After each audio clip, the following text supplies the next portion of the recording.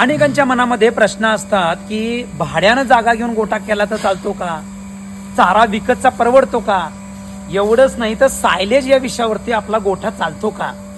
तर मित्रांनो, खूप काही विषय आहेत की तुम्हाला उत्पादन खर्च सुद्धा या ठिकाणी काढता आला पाहिजे.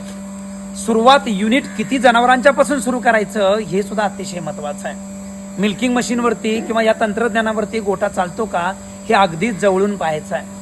एवढंच नाही, म्हशीचा मांस, माजाची लक्षणं ही सुद्धा अतिशय महत्वाचं आहे. कृत्रिम रेतन असेल किंवा सेक्सेल सिमेंटमध्ये त्याचा वापर असेल हे सुद्धा जाणून घेणं अतिशय महत्वाचं आहे. मुक्त गोठ्यामध्ये किती कामं कमी होतात हे पण बघायचं आहे. सायलेज बनवलं तर वर्षभर आपल्या गोठ्यामध्ये हिरवी वैरण कायमस्वरूपी देता येतं.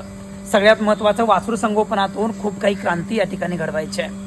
गोठ्यामध्ये पैसे कमी घालायचे आहेत आणि इतर विषयामध्ये आपल्याला चांगलं तंत्रज्ञान उभं करायचं आहे. चला तर मग वेळ लावू नका. तुम्हाला दर महिन्याला आम्ही 2 दिवसाचं इथं निवासी प्रशिक्षण या ठिकाणी आम्ही देतो.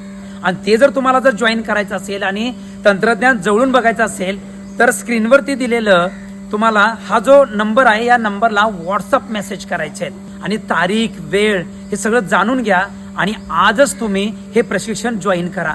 धन्यवाद.